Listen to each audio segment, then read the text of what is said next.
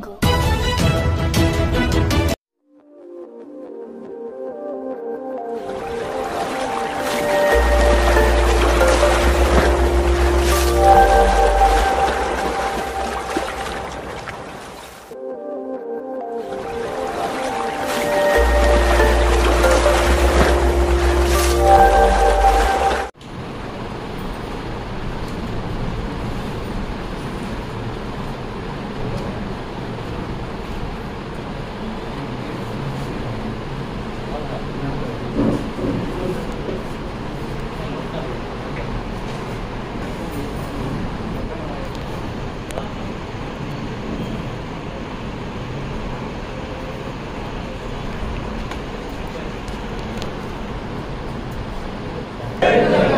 जोहार तेलंगाना मन वीरुलकु वर्धिल्लाली तेलंगाना करुल संस्कृति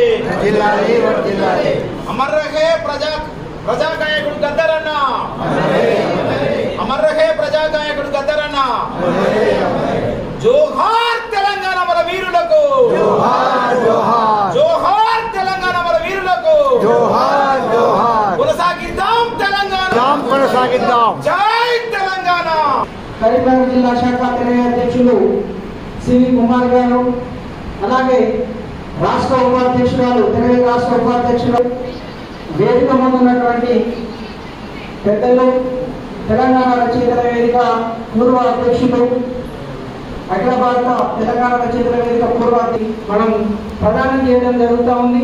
గతంలో 5గురికి ఈ పురస్కారాన్ని ఇవ్వడం జరిగింది వివిధ రంగాల్లో ఉన్నటువంటి వాళ్లకు. ముఖ్యంగా మన కరీంనగర్ వాస్తవ్యులైనటువంటి చంద్రశేఖర్ గారికి, తర్వాత సీనియర్ జర్నలిస్ట్ పాషం యాదగిరి గారికి, తర్వాత ఇన్నయ్య గారికి, సూరేపల్లి సుజాత గారి రాగానే ఇక మా కథ ముగిసిపోయింది అన్నట్టుగా కాకుండా, అట్లాగే తెలంగాణ రాగానే ఇక మూసేయాలి, తెలంగాణ రచయితల వేదికతో పనేంది అన్నదానికి కూడా సవాలుగా నిలబడి అట్లా అనౌన్స్ చేసినటువంటి ఆ పెద్దల్ని కూడా మన నివ్వెరపరిచేలాగా మరి తెలంగాణ రచయితల వేదిక ఎప్పటికప్పుడు తన మార్గాన్ని బదులు చేసుకుంటూ, అట్లాగే తెలంగాణ అనే పదానికి ఉన్నట్టు ముఖ్య అతిథిగా రావడం చాలా గొప్పగా గౌరవంగా భావిస్తున్నాం. వారు మానవ హక్కుల గురించి కానీ, ఒక జస్టిస్ గా కానీ వారు ఇచ్చినటువంటి తీర్పులు అమోఘమైనటువంటి తీర్పులు. ఇంకొక కోణం నేను గమనించింది ఏంటంటే, సార్ స్వయంగా ఒక కవి రచయిత, సారు స్వయంగా కవిత్వం రాసినారు, పాటలు రాసినారు, వ్యాసాలు రాసినారు, సరోజ పేరుతో ఒక నవల రాసినారు, అట్లాగే లాకు సంబంధించినటువంటి అనేక పుస్తకాలు రాసినారు. వారు ఈ రోజు మమ్మల్ని అనుగ్రహించినట్టుగా నేను భావిస్తూ ఉన్నాను. మా రచయితల వేదిక తరఫున హృదయపూర్వక స్వాగతం తెలియజేస్తున్నాను సార్. మీకు హృదయపూర్వక స్వాగతం మరొకసారి.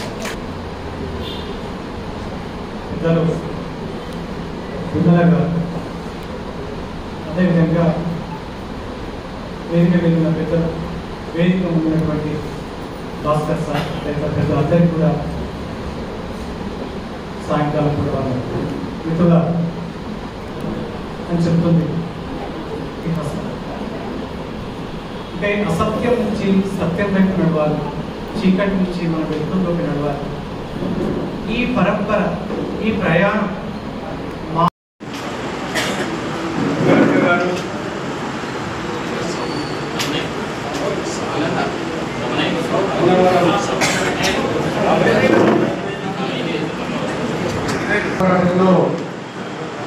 మన నాన్నయ్య గారు పాల్గొన్నారు.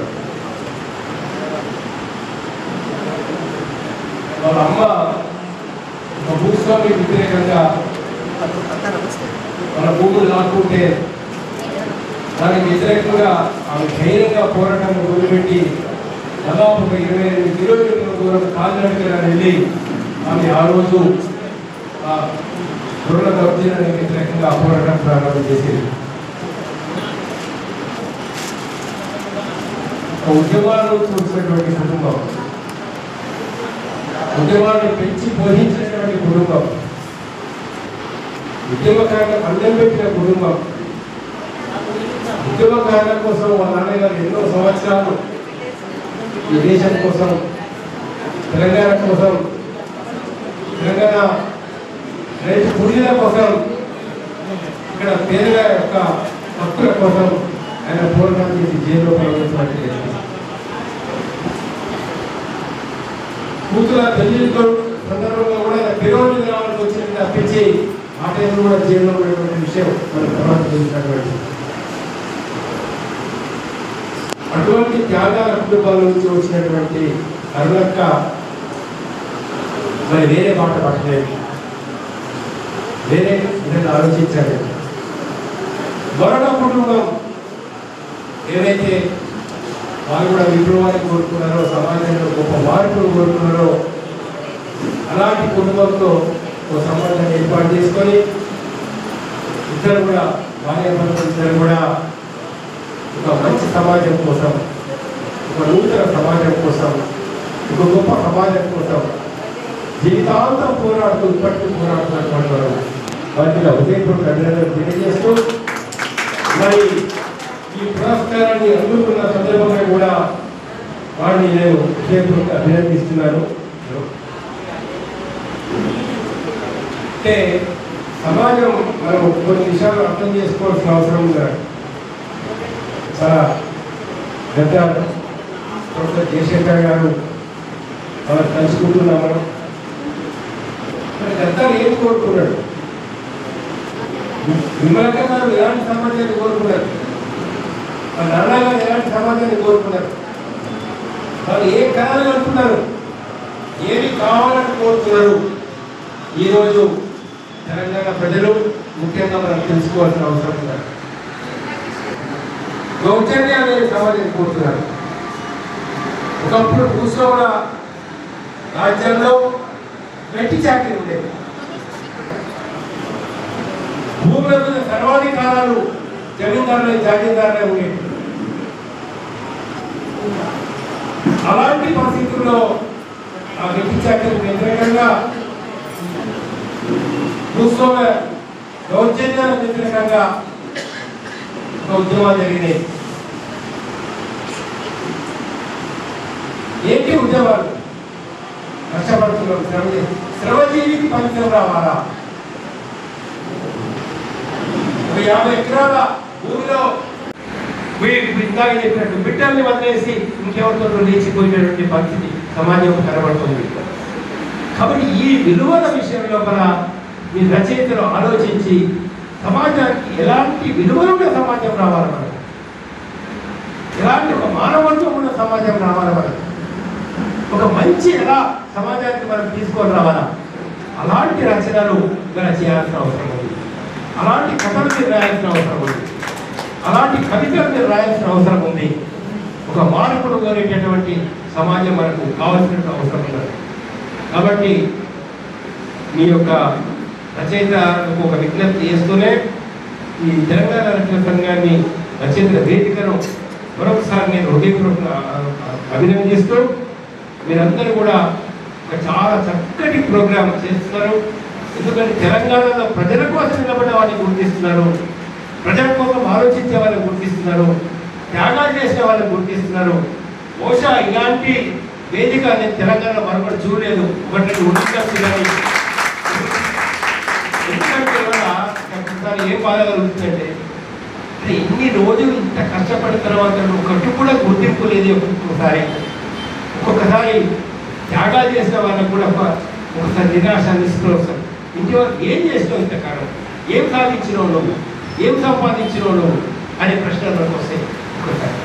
కానీ ఇలాంటి పురస్కారాలకు ఇవ్వడం ద్వారా వాళ్ళకు ఒక వెన్ను తట్టి మనం ఒక ధైర్యం ఇచ్చినటువంటి వాళ్ళం అవుతాం, వాళ్ళ మనసుకు ఒక తృప్తిని మనం కలిగించినటువంటి వాళ్ళం అవుతాం అనేది చెప్తూ, మరి నాకు అవకాశం ఇచ్చినందుకు ఎంత గొప్ప అవకాశం నా జీవితంలో కల్పించినందుకు కూడా విశ్లేషించరావు. కొల్లగొట్టబడుతున్నటువంటి సహజ వనరులు కావచ్చు, విధ్వంసమైపోతున్నటువంటి మానవీయ విలువలు కావచ్చు, వీటన్నిటినీ కూడా సమగ్రమైనటువంటి దృష్టితోని కవులుగా, రచయితలుగా, కళాకారులుగా మనం చూడాల్సినటువంటి అవసరం ఉంది. మెరుగైనటువంటి సమాజం కోసం కవులు, రచయితలు కృషి చేయాలని తెలియజేసినందుకు మీకు తెలంగాణ రచయితల వేదిక రాష్ట్ర శాఖ పక్షాన ధన్యవాదాలు తెలియజేస్తున్నాం. గత 20 సంవత్సరాల నుంచి కూడా 25 సంవత్సరాల నుంచి తెలంగాణ రచయితల వేదిక అదే పని చేస్తూ ఉంది. ఉద్యమానికి ముందు, రాష్ట్ర సాధన తర్వాత కూడా ప్రజల పక్షం నిలబడి పీడితుల పక్షాన నిలబడి తమ కళాన్ని తమ అక్షరాన్ని అవాదు చేస్తున్నటువంటి సంస్థ తెలంగాణ రచయితల వేదిక. అందుకే సమాజంలో త్యాగాలు చేసినటువంటి వాళ్ళని గుర్తిస్తూ వారిని సన్మానించడమే తెరవేకు గౌరవంగా భావిస్తూ ముందుకు వెళ్తున్నారు సార్. మీరు స్ఫూర్తివంతమైనటువంటి సందేశాన్ని ఇచ్చినందుకు తెలంగాణ రచయితల వేదిక పక్షాన ధన్యవాదాలు తెలియజేస్తూ ఈనాటి సమావేశాన్ని ఉద్దేశించి మల్లారెడ్డి గారికి, ఈనాటి కార్యక్రమం ముఖ్య అతిథి జస్టిస్ సంజయ్ కుమార్ గారికి, మన తెలంగాణ జాతిపిత కొత్తపల్లి జయశంకర్ సార్ గారి పూర్తి పురస్కారం అందుకుంటున్న అక్క విమలక్క గారికి, వేదిక మీద ఉన్న ప్రజలకి, వేదిక ముందున్న ప్రజలకి అందరికీ నా వందనాలు. ఈరోజు విమలక్క గారికి ఈ అవార్డు ఇవ్వడం చాలా సంతోషంగా ఉంది. ఎందుకంటే ఒకవైపు ఈ ఆయుధ వ్యాపారాలు ఏమవుతుంది? ఆయుధ వ్యాపారాల వల్ల రెండు దేశాలు ఈరోజు యుద్ధాలు చేయాల్సిందే, వాటి మధ్య ఘర్షణ రావాల్సిందే, వాటి మధ్య టెన్షన్ పెంచాల్సిందే. మన ఆయుధాలు అమ్ముడుకోవాలంటే మరి అంతే జరగాలి. ప్రపంచంలో మొత్తం ప్రపంచం మొత్తంలో అమ్ముడుపోయే ఆయుధాల లోపల 42% ఒక అమెరికానే అమ్ముతా ఉంది. ఇవన్నీ కూడా ప్రపంచం ఎదుగుతున్నది అనేటువంటి విషయాలు మనం ఆలోచించాలి. సమాజం అనేది మారుతూ ఉంటుంది. ఈ సమాజం మారుతున్నటువంటి సమాజాన్ని కూడా ఎవరు ఆపే పరిస్థితి లేదు. ఇవాళ పైకి ఎన్ని డంబకాలు పలికినా కూడా ప్రభుత్వాలు రూపాయి విలువ 83 డాలర్కు 83 రూపాయలు చొప్పున రూపాయి విలువ మొత్తం పడిపోతూ ఉంది. కానీ నిరుద్యోగమైన పరిష్కారం చేసినారా? బ్లాక్ మనీ బయటకు తీసుకొచ్చారా? కల్తీ వ్యాపారాలు అరికట్టారా? అట్లీస్ట్ వాతావరణ కాలుష్యం కాకుండా భవిష్యత్తులో మరి చర్యలు తీసుకుంటున్నారా? రైతుల గిట్టుబాటు ధర ఇస్తున్నారా? మహిళల మీద అత్యాచారాలు ఆగుతున్నాయా? కనీసం విద్య, ఎడ్యుకేషన్, పూరెస్ట్ ఆఫ్ ద పూర్కి ఎడ్యుకేషన్ మనం ఏ మేరకు ఇవ్వగలుగుతున్నాం? వైద్య సౌకర్యాన్ని ఏ మేరకు ఇవ్వగలుగుతున్నాం? ఇది కాదు సమస్య. ఇక్కడ గుడి ఉండేనా, మసీదు ఉండేనా, ఈ తోమితే ఇక్కడ ఏమొస్తుంది? ఎవరి ఆకలి తీరుస్తుంది ఆ సమస్య? ఏ నిరుద్యోగాన్ని మనం పరిష్కరిస్తాం ఇలా చేయడం వల్ల? ఒక మతం మీద ద్వేషం మనం రెచ్చగొట్టడం వల్ల జరిగేది ఏంటి? తెలంగాణ సాయుధ పోరాటంలో హిందువులు ముస్లింలు పాల్గొనలేదా? ఫస్ట్ బందగి కదా, షేక్ బందగి కదా చనిపోయినటువంటి సైనికులు మొత్తం మొహిద్దీన్ లాంటి వాళ్ళ పాటలు రాస్తారు. ఫ్రీడమ్ స్ట్రగల్లో ఎంతమంది ముస్లిమ్స్ పాల్గొనలేదు? ఇలా పాకిస్తాన్తో జరిగిన యుద్ధంలో ఎంతమంది ముస్లిమ్స్ పాల్గొనలేదు? కానీ ఇవాళ అది కాదు సమస్య. ఉద్యోగం లేకపోతే, మన కొడుకు ఉద్యోగం లేకపోయినా, ఒక ముస్లిం అబ్బాయికి ఉద్యోగం లేకపోయినా, ధరలు పెరిగితే, కల్తీ పెరిగితే, ఆహార పదార్థాలు దొరకకపోతే, ఆకలి అందరికి ఒకటే, నిరుద్యోగం అందరికి ఒకటే. భవిష్యత్తు ఏమైపోతున్నది సమాజానికి అనే దృష్టి మనకి ఎంత మాత్రం కూడా ఇవాళ చాలా కరువవుతుంది. కాదు, తెలంగాణ ప్రయోజనాలను కూడా పట్టించుకోలే. తెలంగాణకి ఏది లాభం, ఏది చేయాలా, ఏమి చేయద్దు, కొత్త కాంట్రాక్టర్స్ అన్ని ఆంధ్ర కాంట్రాక్టర్కి ఇవ్వడం జరిగింది చాలా సందర్భాల్లో. కాబట్టి మనం ఇవాళ ఒక కొత్త ఆలోచన చేయాల్సిన అవసరం ఉంది. ఒక నూతన సమాజం కోసం ఇవాళ ఎవరు ఆలోచిస్తున్నారు, ఎలా ఆలోచించాలా, ఆ శక్తులన్నింటినీ ఎట్లా ఐక్యమత్యం చేయాలా? ప్రజల కోసం నిలబడే వాళ్ళెవరు? పేదల కోసం నిలబడే వాళ్ళెవరు? ఆదివాసీల కోసం నిలబడే వాళ్ళెవరు? నిజంగా కష్టజీవుల కోసం నిలబడే వాళ్ళెవరు? ఒక మంచి సమాజం కావాలని కోరుకునే వాళ్ళెవరు? ఒక దోపిడీ లేని వ్యవస్థ కావాలని ఎవరు కోరుతున్నారో అలాంటి శక్తులన్నీ కూడా ఐకమత్యం కావాల్సిన అవసరం. ఈ ఏదైతే రాజకీయ పార్టీలు తమ ముసుగులో మొత్తం కార్పొరేట్ కంపెనీలకు సేవ చేస్తున్నాయో, మొత్తం కార్పొరేట్ కంపెనీలు ఆస్తులు పెంచుతున్నాయో, దేశ సంపాదన అంతా కూడా ఇవాళ కొద్ది ఫ్యామిలీల చేతిలో ఎలా కూరుకొని పోతున్నది మన విషయాన్ని మనం సమాజానికి చెప్పాల్సిన అవసరం ఉంది. కాబట్టి మనం ఏంటంటే మనం గమనించాల్సిన విషయం ఏంటంటే మన విమల భక్త గారిని సన్మానించుకున్నామనంటే మార్పులు కోరే వాళ్ళని సన్మానించినారు. ఈ దేశంలో ఒక నిజమైన విప్లవం ప్రొఫెసర్ జయశంకర్ సార్ పైన పాట పాడిన తర్వాత నా స్పందన ఒక 2 మాటలు, ఒక 2 చరణాల పాట మీరు అవకాశం ఇస్తే అది నేను తెలపడానికి సిద్ధంగా ఉన్నాను. దానికి సంబంధించి ఇప్పుడు కామ్రేడ్ రాకేష్ పాట పాడిన తర్వాత నా స్పందన ఉంటుందని తెలియజేస్తున్నాను. Thank you.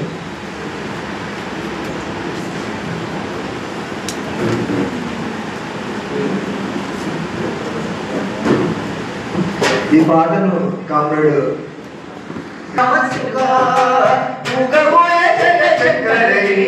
ఏడు రంగుల సింగిడి నెలరాలే జనమందారమై, ఏడు రంగుల సింగిడి నెలరాలే జనమందారమై, ఏడుకున్నామో నవ్వులు ఏడు పదులు దాటిన పువ్వులు, ఏడుకున్నామా నవ్వులు ఏడు పదులు దాటిన పువ్వులు, వేస్తే బతుకమ్మలు 6 పదుల సవ్వడి అడుగులు, వేస్తే బతుకమ్మలు 6 పదుల సవ్వడి అడుగులు, కత్తుల పైన రాలిన నెత్తులు కాలం మీద తల్లిన అందరు పంచేవన్నెల రామచిలుక ముగబోయ జయశంకరై, ఏడు రంగుల సింగిడి నెలరాలే జనమందారమై, ఏడు రంగుల సింగిడి నెలరాలే జనమందారమై, అక్కమ్మేట శిల్పము రామప్పను తరిచిన రూపము, అక్కపేట శిల్పము రామప్పను తలిచిన రూపము,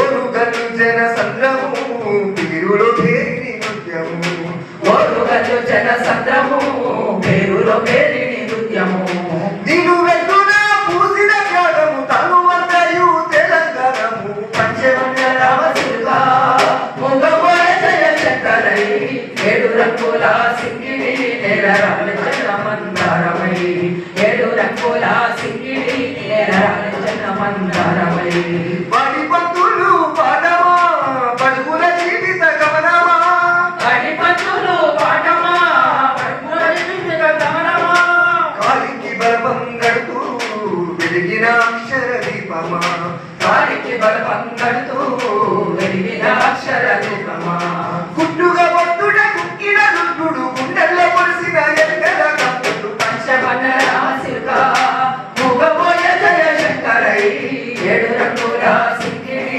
నెలరాలే జనమందారమై, ఏడు రంగుల సింగిడి నెలరాలే జనమందారమై, రాజ్యము రాష్ట్రము దేశము దోపిడి దారుల మోసమని, రాజ్యము రాష్ట్రము దేశము దోపిడీదారుల కోసమని, నాగరికతై వెలిసిన ఊట పరుల దాహము తీర్చే చెమటై, నాగరికతై వెలిసిన ఊట పరుల దాహము తీర్చే ప్రశ్నల కొడవల్లెత్తిన కారుగా ప్రజాక్షేత్రములు ఏలిన బిడ్డగా పంచవన్నెల రామచిలుక మూగబోయ జయశంకరై, ఏడు రంగుల సింగిడి నెలరాలే జనమందారమై, ఏడు రంగుల సింగిడి నెలరాలే జనమందారమై, నెత్తురు మంటే యువకుల ఎత్తిన పిడికిలి చెడ్డగా, నెత్తురు మంటే యువకుల ఎత్తిన పిడికిలి చెడ్డరా, అమరపై నీటిలా రాజభోగాలంటని వాడురా,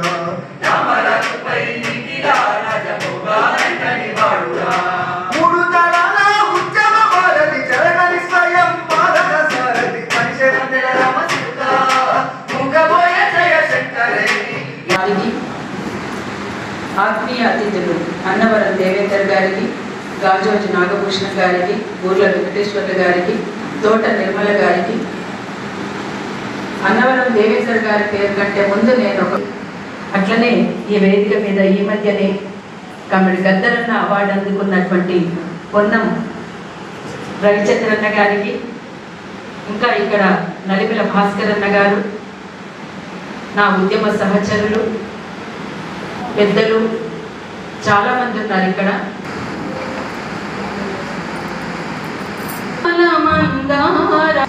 త్యాగ మీరు విరబూసినారయి ధరణి మీరు విరబూసినారయి ధరణిలో త్యాగాల మందారాలై మీరు విరబూసినార ఈ ధరణిలో త్యాగాల మందారాలై మీరు విరబూసినార ఈ ధరణిలో అన్నలో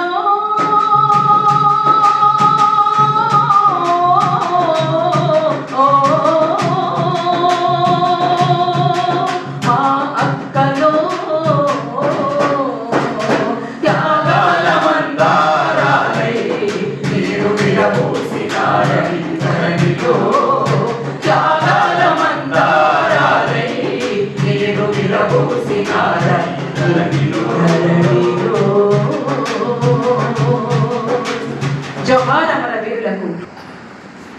కామ్రేడ్స్, మిత్రులారా,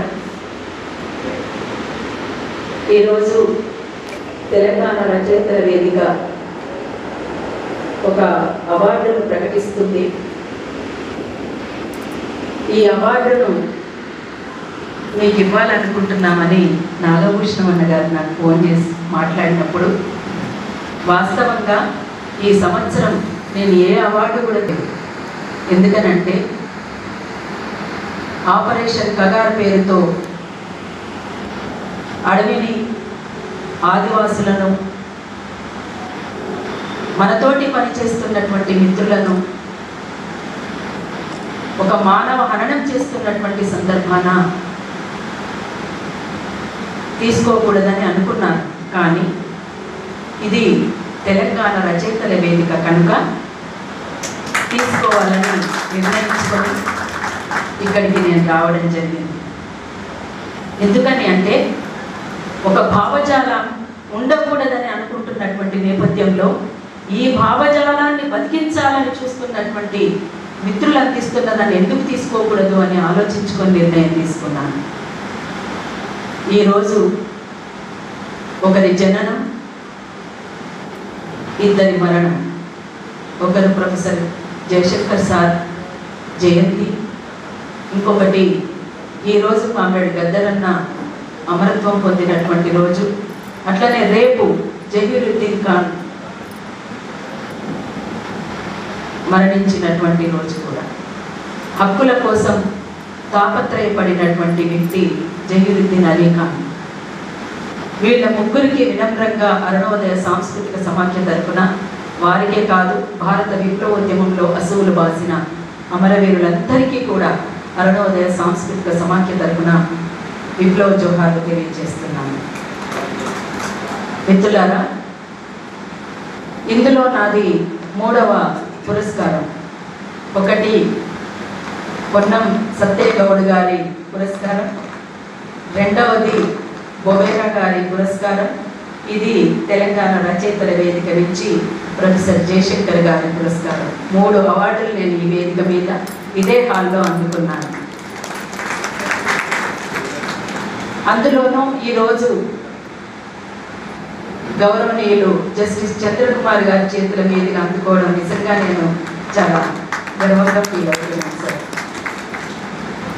అయితే ఎంతోమంది కవులు, ఎంతోమంది కళాకారులు, ఎంతో విప్లవ నేపథ్యం, ఎంతో పోరాటాల చరిత్ర, ఈ చరిత్రలో కొదురుపాక రాజవ్వ లాంటి వాళ్ళు, కిషన్జీ లాంటి వాళ్ళు, చైతన్య లాంటి వాళ్ళు, భూపతన్న లాంటి వాళ్ళు, ఇప్పటిదాకా ఇక్కడ ఉన్నటువంటి నా ఉద్యమ సహచరిని ఆమె భాగ్య వందలు కాదు వేల మంది కవులు కళాకారులతోటి విలసిల్లుతున్నటువంటి కరీంనగర్ నేల ఇది. ఇదే కరీంనగర్ జిల్లా నుంచి అంతమంది కవులలో కామ్రేడ్ పూర దేవేందర్ అలియాస్ మిత్ర అలియాస్ అమర్ ఇదే కరీంనగర్ జిల్లా వేములవాడ నుంచి రావడం, అతను నాకు జీవిత సహచరుడుగా నేను ఎంచుకోవడం నిజంగా నేను చాలా గర్వంగా ఫీల్ అవుతున్నాను. ఇవాళ విలువలు పతనమవుతున్నటువంటి సందర్భం, అడవుల విధ్వంసం కొనసాగుతున్నటువంటి సందర్భం, ప్రకృతి అంతా కూడా విధ్వంసం కొనసాగుతున్నటువంటి సందర్భం, మనుషులంటే ఇంకొక మనిషిని గౌరవించలేనటువంటి సందర్భం. 13-14 సంవత్సరాల పిల్లలు గంజాయితో మత్తు పానీయాలతోటి మంచానికి అతుక్కుపోయి జీవచ్ఛవంలా ఉంటున్నటువంటి సందర్భం. అసలు ఒకటా రెండా చెప్పాలనుకుంటే చాలా సమస్యలతోటి సతమతమవుతున్నటువంటి సమాజంలో మనం ఇవాళ ఉన్నాం. ఒక ఊరికి ప్రయాణం చేస్తున్నప్పుడు మనమంతా కూడా గతంలో బస్సులోనో ట్రైన్లోనో ప్రయాణం చేస్తుంటే మన పక్కన కూర్చున్న వాళ్ళతోటి పరిచయం పెరిగేది. ఆ పరిచయం కాస్త స్నేహంగా మారేది. ఆ స్నేహం జీవితకాలం అంతా ఒక స్వచ్ఛమైనటువంటి స్నేహంగా మారేటువంటి అవకాశం ఉన్నటువంటి రోజులు ఒకప్పుడు. కానీ ఇప్పుడు ప్రయాణం కొనసాగిస్తుంటే ఎవరి ఫోన్లలో వాళ్ళే బిజీగా ఉండి పక్క మనిషి అసలు ఉన్నాడా లేడా అనేటువంటిది కూడా తెలియనటువంటి పరిస్థితిలో ఉన్నటువంటి సందర్భంలో మనం ఉన్నాం. ఇవాళ ఈ రకంగా విలువలు పతనం అవుతున్నటువంటి సందర్భంలో ఆ విలువల్ని కాపాడుకునేది ఎట్లా? అడవులు ధ్వంసం అయిపోతున్నటువంటి సందర్భంలో ఆ అడవుల్ని కాపాడుకోవడం ఎట్లా? ఆ అడవుల్ని కాపాడేటువంటి ఆదివాసీల్ని కాపాడుకోవడం ఎట్లా? వాళ్ళు స్వయం పాలనను కదా కోరుతున్నటువంటిది. ఏమీ అడగట్లేదు, మిమ్మల్ని కోట్లు ఇవ్వమనట్లేదు, మీరు మాకేదో ఇయ్యాలని వాళ్ళు కోరుకోవడం లేదు. కేవలం ఈ అడవి మాదే, అడవి మీద హక్కు మాకే ఉండాలని కోరుకుంటున్నారు వాళ్ళు. అది తప్పు కాదు. అసలు వాళ్ళే లేకపోతే ఈ అడవి ఇప్పటిదాకా అసలు ఈ మేరకు కూడా ఉండేది కాదు. మనం పీల్చేటువంటి గాలి ఉండేది కాదు, మానవ మనుగడనే ఉండేది కాదు. అది ఆలోచించాల్సినటువంటి అవసరం ఇయ్యాలా, ఇక్కడ ఉండాల్సినటువంటి దీన్ని మరింత ఈ భావజాలాన్ని ప్రచారం చేయాల్సినటువంటి అవసరం అయితే ఇవాళ ఉన్నది. అందుకోసమే మనం ఈ తెలంగాణ రచయితలు వాళ్ళు ఏ విషయాన్ని కూడా మర్చిపోకుండా అనేక విషయాల్ని సమాజానికి అందిస్తున్నటువంటి సందర్భంలో ఈ అవార్డును నేను కీర్తిగానే కాదు స్ఫూర్తిగా తీసుకుంటున్నాను. మరింత బాధ్యత మీరు పెంచిందని నేను అనుకుంటున్నాను. థ్యాంక్ యూ అన్న. మీ అందరికీ కూడా తెలంగాణ రచయితల వేదికకు మరొకసారి నేను కృతజ్ఞతలు తెలియజేస్తూ విప్లవాభినందనలు, ఉద్యమాభినందనలు కూడా తెలియజేస్తున్నాను. అయితే ఇక్కడ ఇదే కరీంనగర్ జిల్లాలో ఒకప్పుడు గుట్టల్ని కాపాడుకోవడానికి మేము వారం 10 రోజులు క్యాంపెయిన్ చేసి ఈ గుట్టల్ని కాపాడాలని మేము కోరాము. మేము ఒక్కరమే కాదు, తెలంగాణ యునైటెడ్ ఫ్రంట్గా మేము చేస్తున్నటువంటి పోరాటానికి సంఘీభావంగా వీరందరూ ఉన్నారు. ఇక్కడ ఉన్నటువంటి చాలామంది ఉన్నారు. వారందరికీ మరొకసారి కూడా నేను ఉద్యమాలను తెలియజేస్తున్నాను. అయితే అటువంటి గుట్టలు ఇంకా మాయమవుతున్నటువంటి సందర్భం, ఇంకా మాయమైపోతున్నాయి. గుట్టలు పోయినాయి, చెరువులు పోయినాయి, కుంటలు పోయినాయి. ఇవాళ కోతులన్నీ కూడా పట్నంలోకి వచ్చి చేరుతున్నాయి. అక్కడ ఇళ్లల్లోకి వస్తున్నాయి.